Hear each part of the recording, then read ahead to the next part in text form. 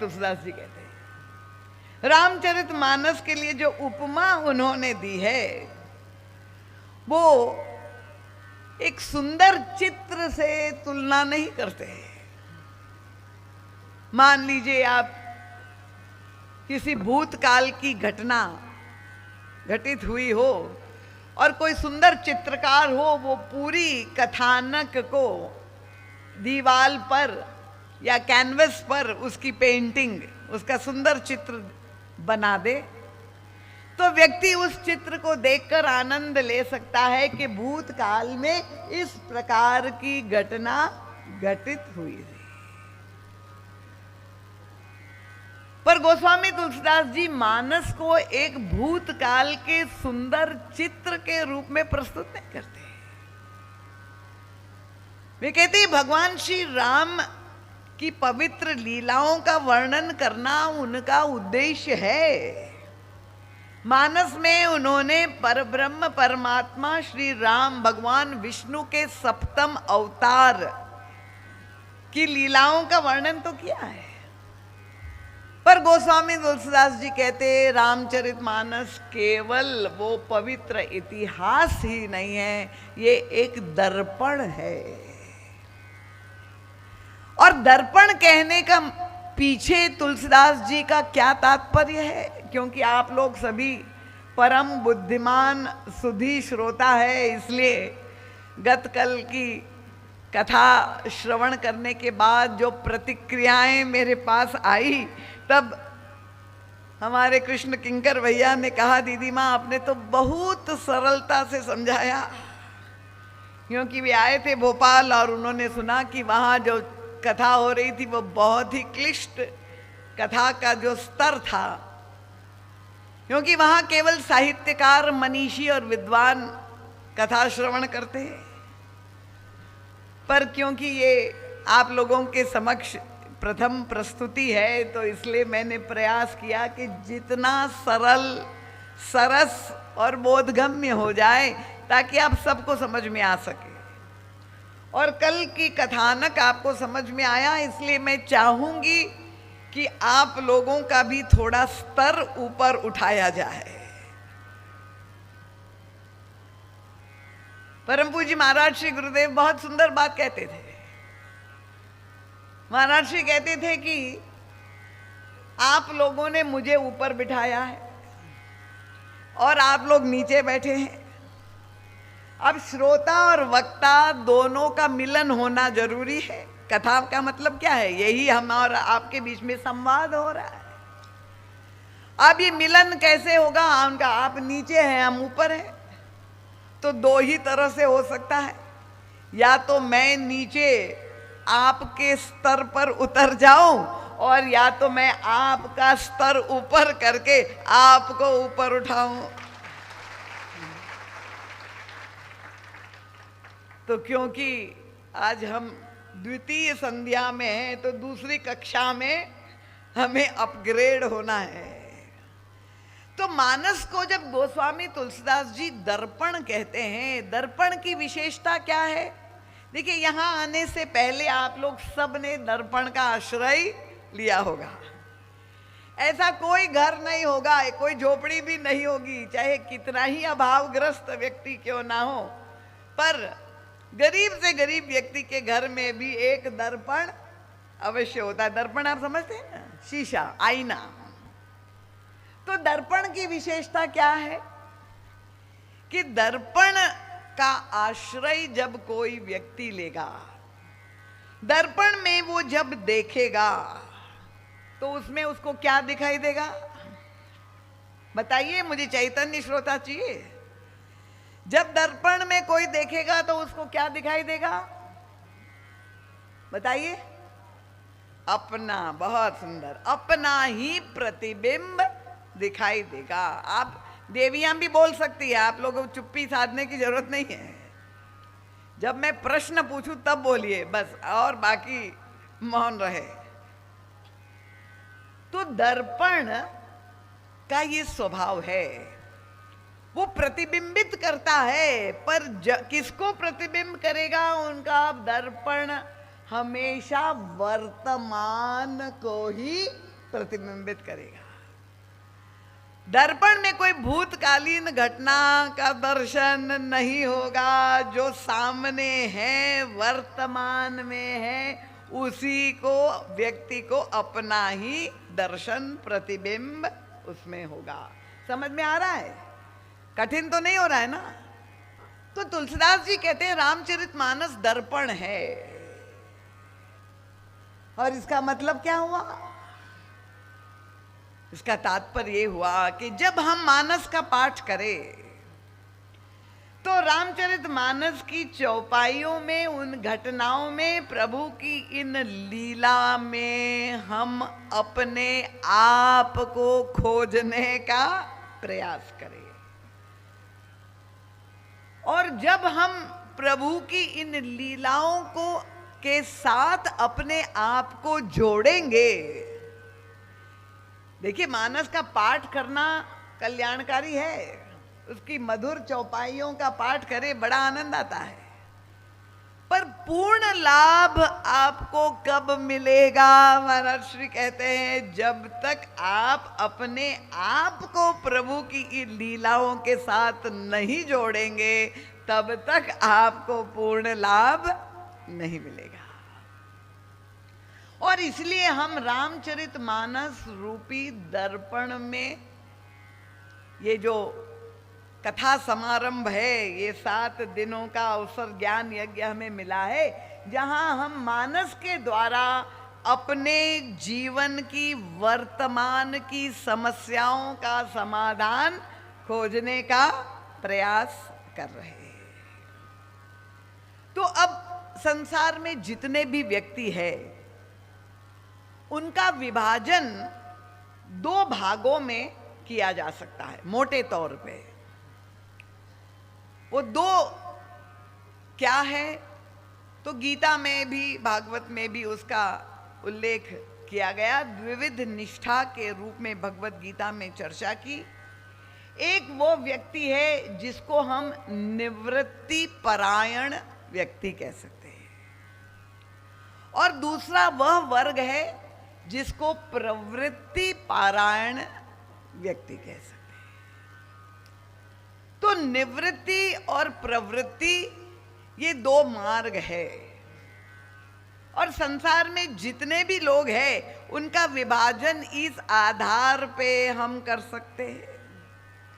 तो निवृत्ति परायण व्यक्ति कौन है? जिन्होंने कर्म से, प्रवृत्ति से अपने आप को मुक्त कर दिया है, जिन्हें ऐसा लगता है, उपनिषदों में एक मंत्र आता है कि न कर्मणा न प्रजया न धनेन त्यागेन ऐकेन अमृतत्व मानस।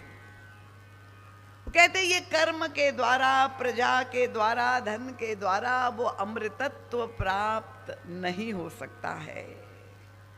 और तब वो निर्णय करते हैं कि हम त्याग और वैराग्य के द्वारा, तपस्या के द्वारा ये सारी कर्म और प्रवृत्ति को छोड़ करके, चाहे ब्रह्मचर्य का पालन करे, चाहे संन्यास ग्रहण करे, और ये संन्यास और ब्रह्मचर्य आश्रम में प्रविष्ट हो करके, और तब उनके जीवन का लक्ष्य क्या है कि हम आत्मानुभूति प्राप्त करें। किस तरह से हमें मोक्ष मिल सकता है?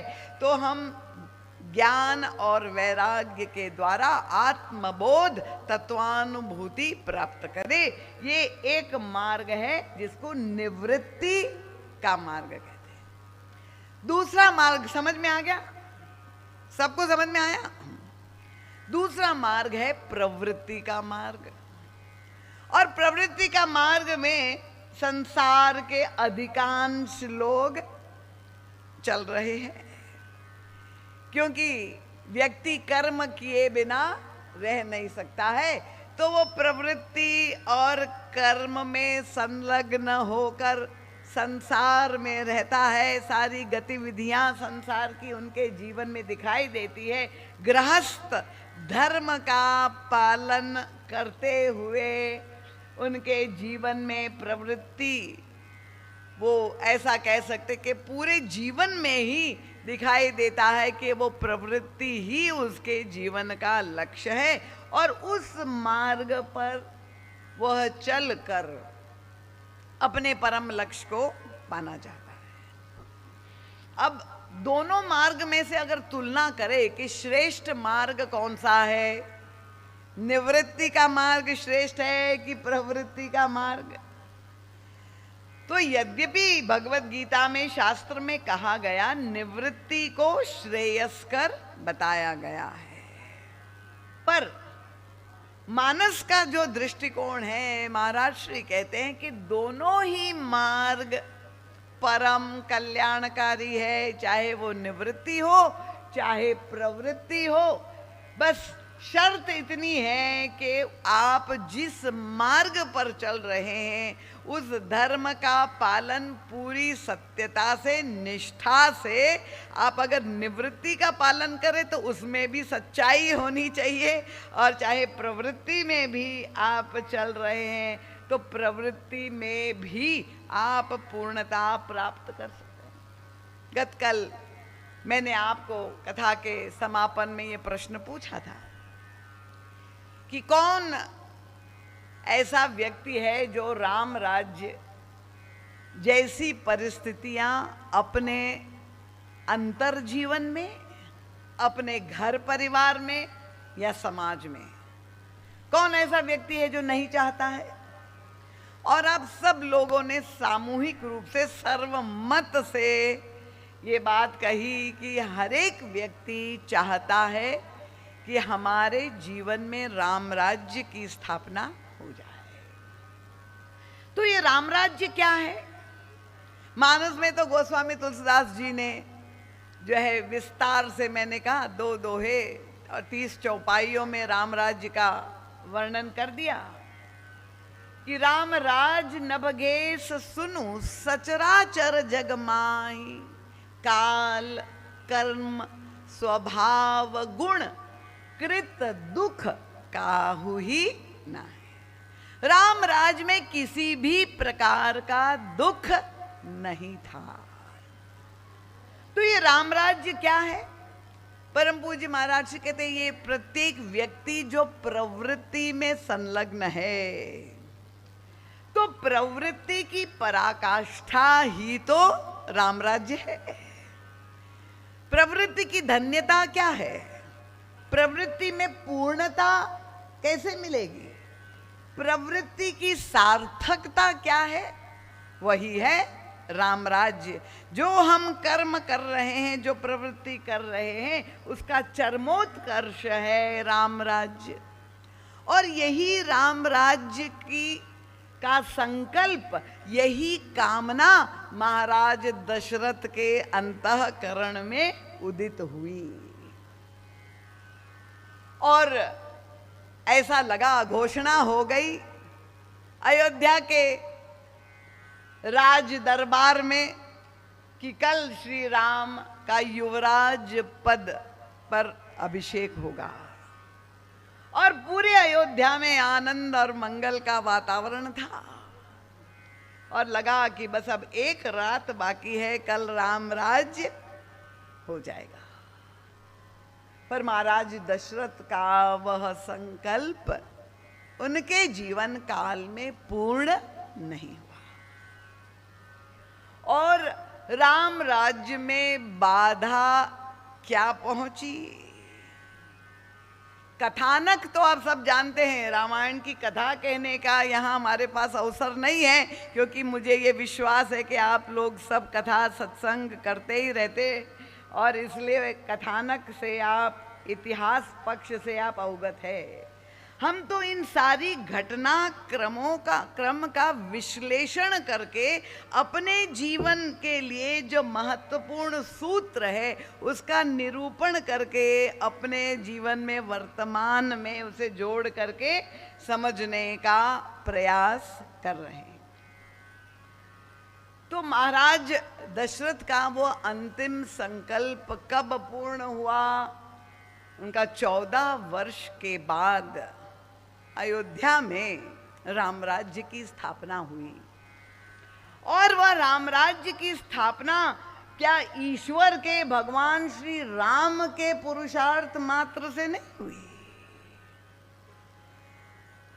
श्री राम ईश्वर है और श्री राम के द्वारा अगर ऐसा आदर्श राज्य स्थापित त्रेता युग में हुआ तो वही राम तो द्वापर युग में श्री कृष्ण के रूप में आए कि नहीं? वही राम तो कृष्ण के रूप में आए। और भगवान श्री कृष्ण, देखिए आप अन्यथा अर्थ मत लीजिए, हम प्रभु की लीलाओं की समीक्षा कर रहे हैं। भगवान श्री कृष्ण राजा भी बने, द्वारिकाधीश भी बने कि नहीं?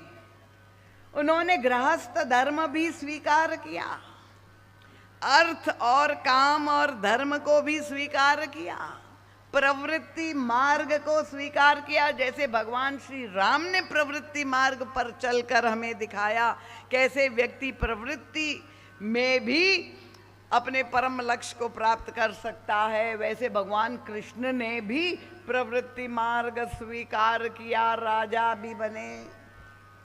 पर क्या कृष्ण के रूप में वे कोई ऐसा आदर्श कृष्ण राज्य बना पाए? कृपया बताएं। आप लोग यहाँ विद्वान बैठे, कोई कथावाचक लोग भी बैठे, किसी ग्रंथ में पढ़ा है कि भगवान कृष्ण ने भी एक ऐसा आदर्श राज्य बनाया, नहीं दरिद्र को दुखी न दीना? बना पाए? नहीं बना पाए। और इसका मतलब क्या हुआ? इसका ये मतलब नहीं कि भगवान कृष्ण कोई न्यून है और भगवान राम श्रेष्ठ है। कृपया देखिए, कथा को उसी अर्थ में समझिए जो मैं कहना चाहती हूं। ईश्वर तो दोनों युग में एक ही है, पर त्रेता में वे जो राम राज्य बना पाए वो द्वापर में नहीं बना पाए। क्यों नहीं बना पाए?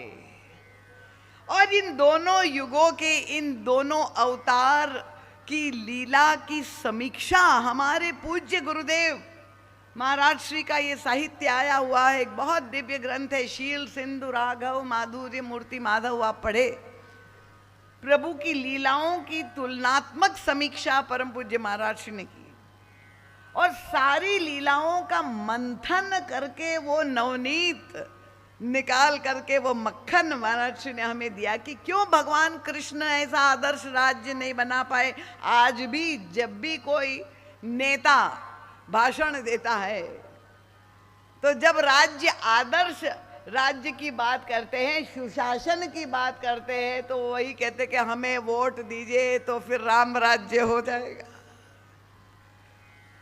पर भगवान राम के बाद ना पहले कोई बना पाया और भगवान श्री राम के बाद भगवान कृष्ण भी ऐसा आदर्श नहीं राज्य बना पाए। क्यों? परम पूज्य महाराज श्री ने बहुत सुंदर समीक्षा की है कि भगवान राम के पास ऐसा संगठन था, ऐसे समर्पित अनुयायी थे। श्री भरत जी महाराज जैसा विलक्षण व्यक्तित्व, श्री हनुमान जी महाराज जैसे सेवक, श्री लक्ष्मण जी महाराज जैसा अनुयायी, श्री शत्रुघ्न जी महाराज जैसा सेवक, तो भगवान राम के पास जो संगठन था, ऐसे समर्पित भक्त थे, सेवक थे, जिन्होंने भगवान श्री राम के आदर्शों को केवल समझा ही नहीं, पर उन सारे आदर्शों को साकार समाज में उसका अनुपालन करने में भगवान का सहयोग किया। इसीलिए श्री राम राम राज्य बना पाए।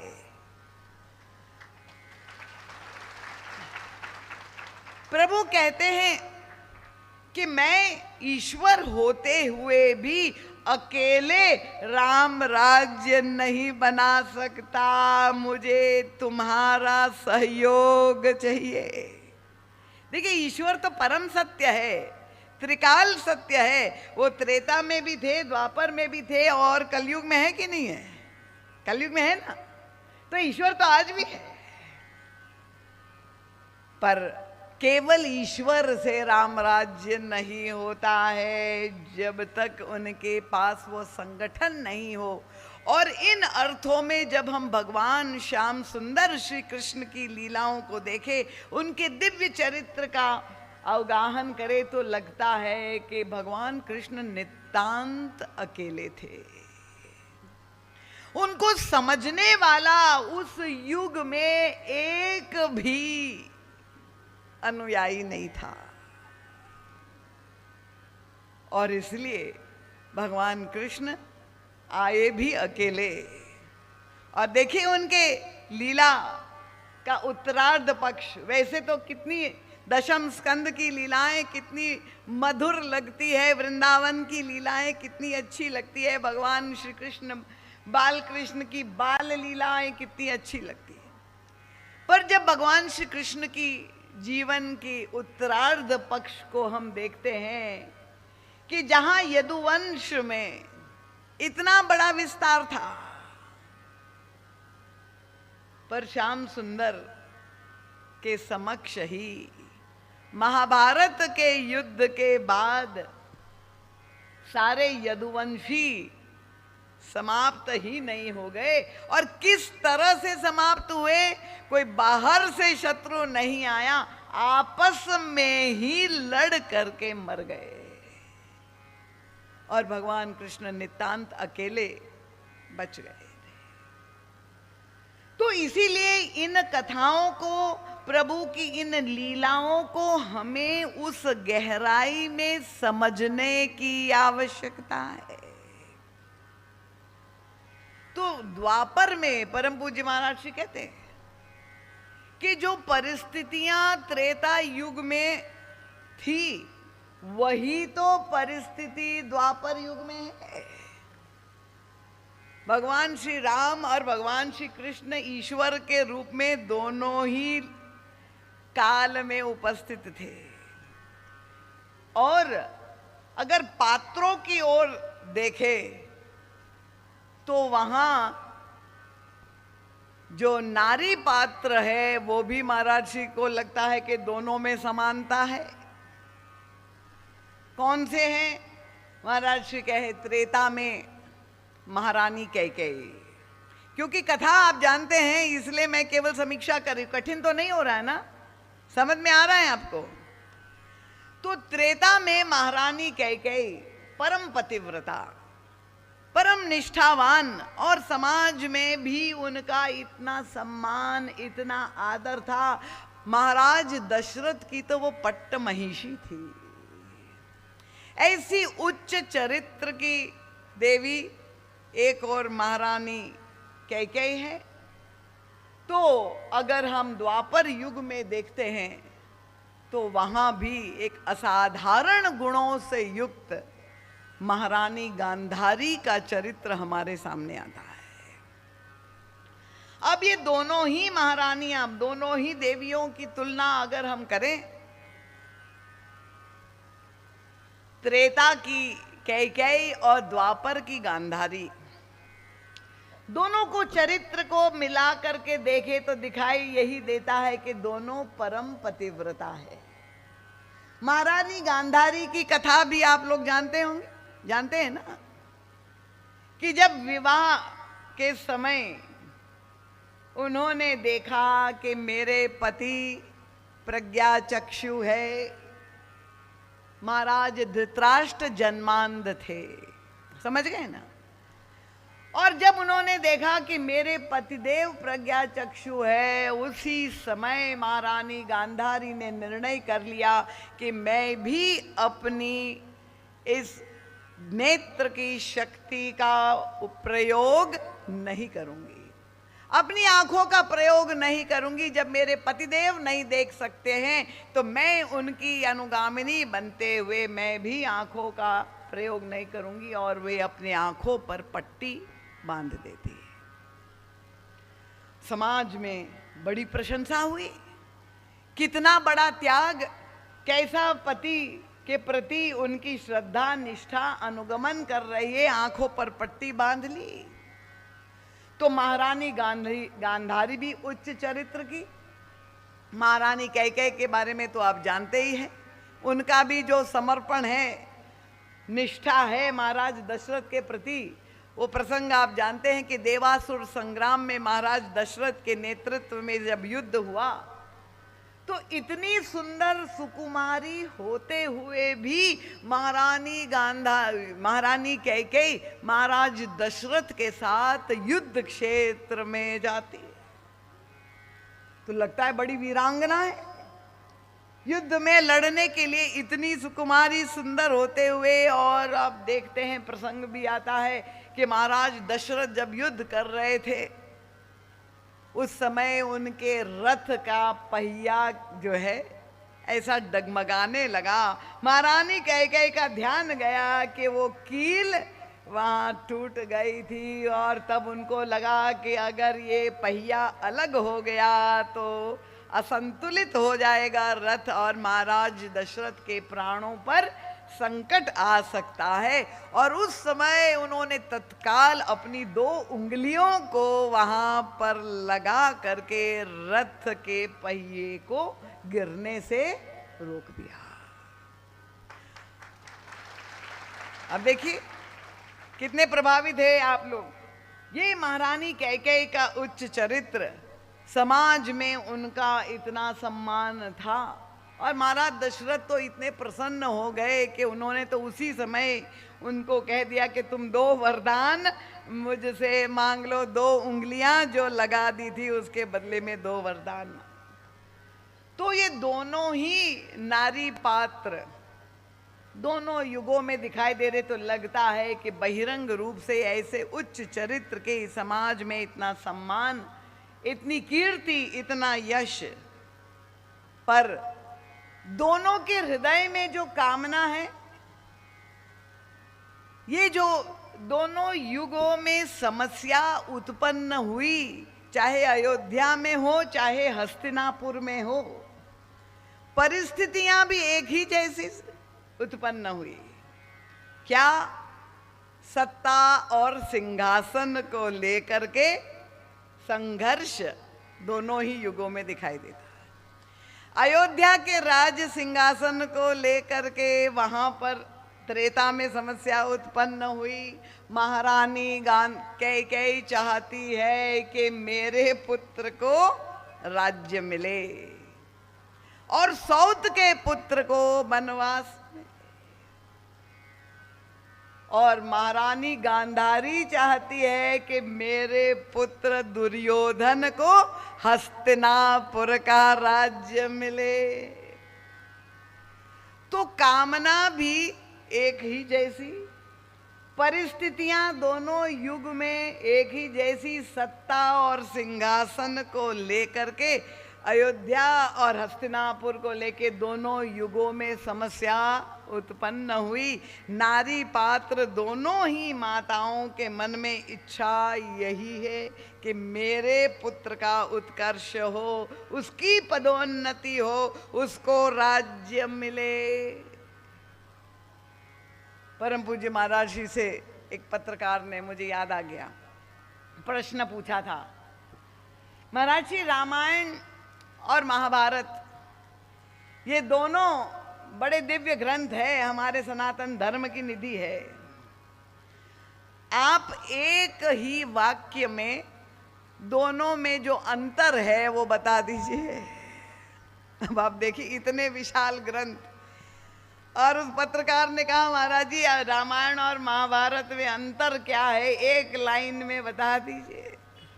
और धन्य है हमारे गुरुदेव, उनके पास जो दृष्टि थी, कितनी सुंदर समीक्षा और व्याख्या की महाराज जी ने। महाराज जी ने कहा महाभारत क्या है, उनका जो घर घर होता है वो महाभारत है, और जो घर घर होना चाहिए वो रामायण है।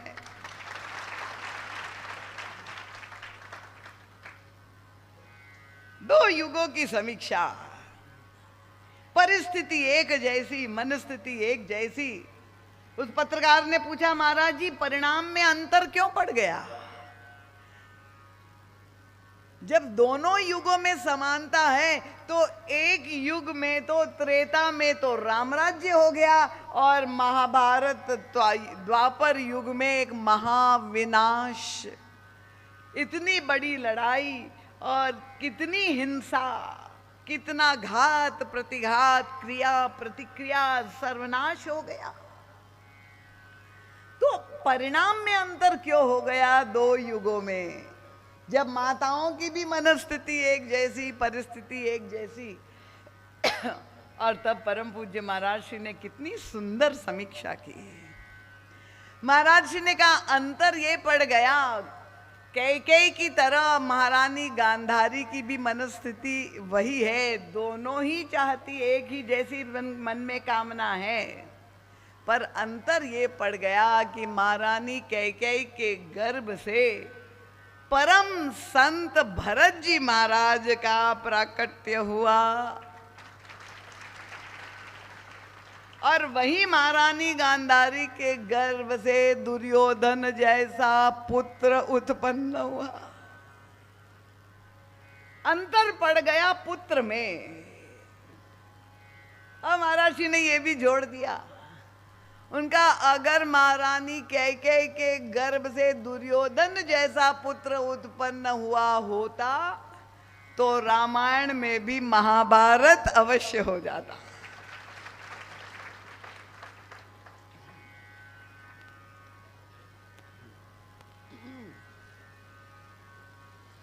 और तब श्री भरत जी महाराज के सामने जो समस्या आई, प्रवृत्ति मार्ग में चलते हुए, केवल त्रेता और द्वापर की समस्या नहीं है, ये प्रत्येक युग की समस्या है, ये प्रत्येक घर की समस्या है, ये प्रत्येक व्यक्ति जो प्रवृत्ति मार्ग पर चल रहा है।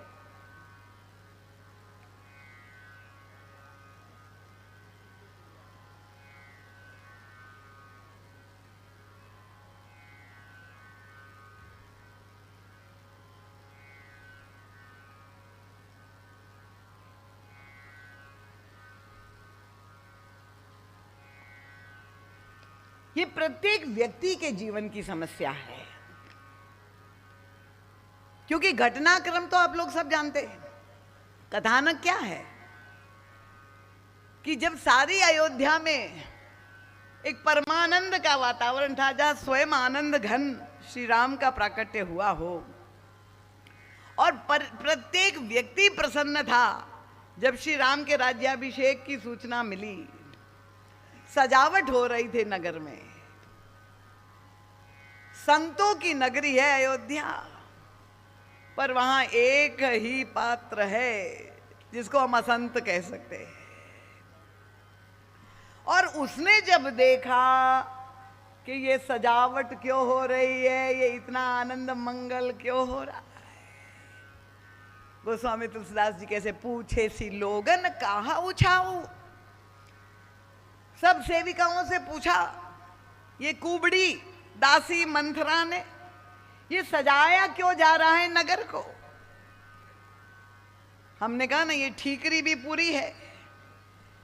और अब यहां एक देवी ने कल मुझे कहा, दीदी माँ जब से आप आए तो हमारे पूरे ग्राम में ही आनंद और उल्लास हो गया है। तो प्रश्न पूछा, ये सजावट क्यों है? और सारी सेविकाओं ने कहा, तुम्हें पता नहीं, कल राम का राज्य तिलक होने वाला है। इतनी ही तो सूचना दी थी। और मंथरा को किसी ने ये तो नहीं कहा था कि राम का राज्याभिषेक होगा तो तुमको प्रताड़ित किया जाएगा, तुमको नौकरी से निकाला जाएगा, तुम्हें देश निकाला जाएगा, ऐसा तो कहीं सूचना नहीं थी। तुलसीदास जी ने जो शब्दों का प्रयोग किया है उस साहित्य पर आनंद लीजिए। गोस्वामी जी कहते, पूछे सी लोगन काहा उछाहू और राम तिलक सुनी भाउरदाहू। आग लग गई। जलन की वृत्ति अंदर उत्पन्न हो गई। और तब ये जो मंत्रा है वो प्रवृत्ति मार्ग की सबसे बड़ी बाधा है। परम पूज्य महाराज श्री कहते हैं, अगर आप चाहते हैं कि आपके घर में राम राज्य हो तो प्रत्येक व्यक्ति सावधान हो जाए, ये मंत्रा अभी तक मरी नहीं है।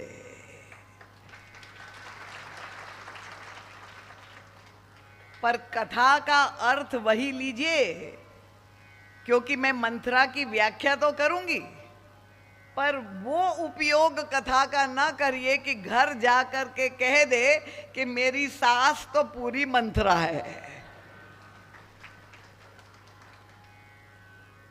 मैंने कहा रामचरितमानस दर्पण है, और जब हम मंत्रा का वर्णन करेंगे तो हम उस दर्पण में किसे खोजेंगे? कहीं ये मंत्रा वृत्ति हमारे हृदय में तो विद्यमान जीवित नहीं है।